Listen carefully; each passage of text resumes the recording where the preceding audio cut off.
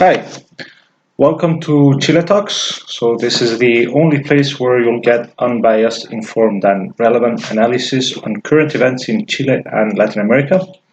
I'm Alejandro Rogers, and today we'll talk about human rights abuses in Chile. Is it a myth? Is it reality? You've probably heard something about this if you've been reading the news. Um, and this has been an issue at least since the Pinochet regime. So if you know something about Chile, this is definitely a sticky issue, right? I'll go over some of the titles of important newspapers. So, for example, The Guardian says Chile protests UN to investigate claims of human rights abuses after 18 deaths. So it looks like the Chilean government is killing its own citizens. What they're not saying in this article is that most of these deaths occurred during looting, and they occurred precisely because the military was not present. What they also don't say is that most of these incidents occurred during the weekend when the government and the military were trying to regain control of the streets. So it was at the hands of the same thieves or terrorists that these deaths occurred. What has been happening by data from the same Human Rights Institute that is mentioned in this article is that injury and death toll has stabilized for the past days as the government is regaining control of the country. Okay, so it's a bit biased. If you do the reality check, what is happening is that it's not the government that is killing its own people. Okay, so no, there's not human rights abuses, uh, at least from the part of the state. Another article, this time from France 24, says that the United Nations is going to probe Chile for human rights abuses as protests and death toll swells. So I already addressed the death toll issue, but let's see who is behind this United Nations, and it's none other than Michelle Bachelet. This was the former socialist president of Chile and current High Commissioner for Human Rights at the United Nations. So what she's doing is basically prepare her return for the next presidential election.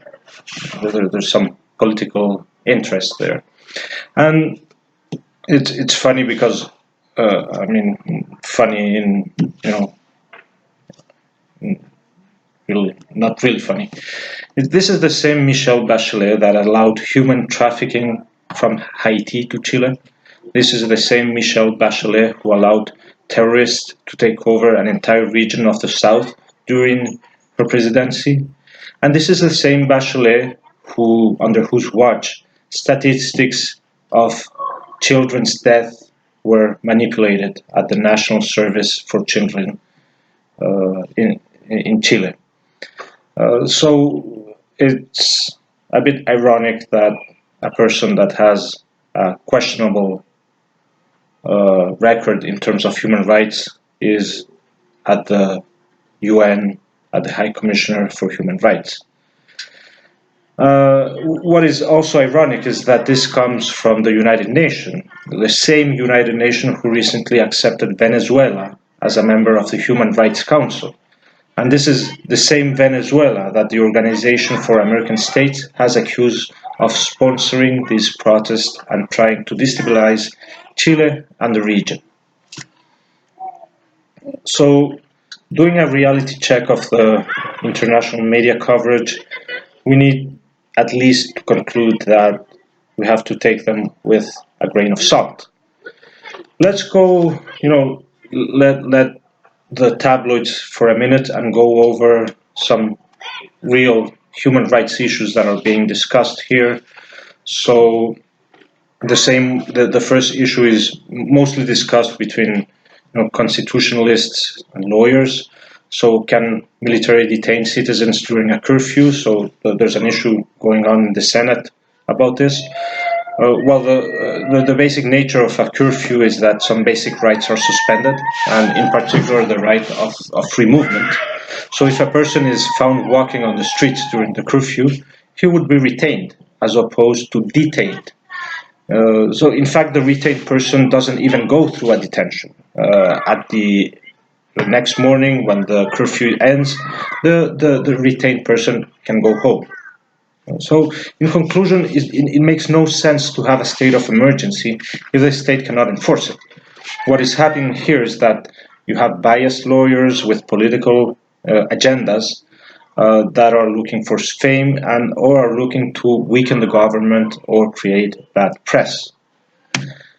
There's another issue going on, and it was actually closed a couple of days ago.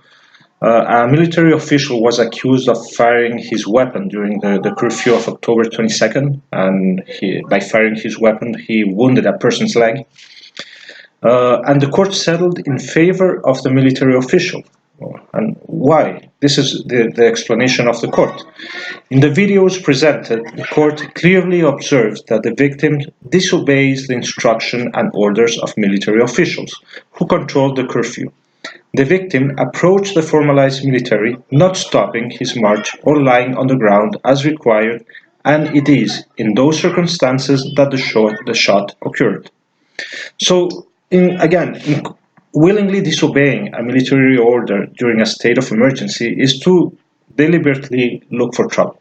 When the left is what the left here is trying to do is to provoke military reaction in order to, again, create bad press and weaken the government's reputation.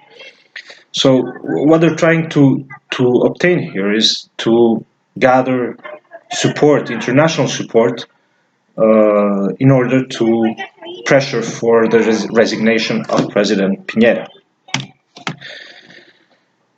In another case, there's also, and I think this is the most important case because you have the National Institute for Human Rights in Chile, which is the one that is overseeing, all these human rights issues and statistics and so on.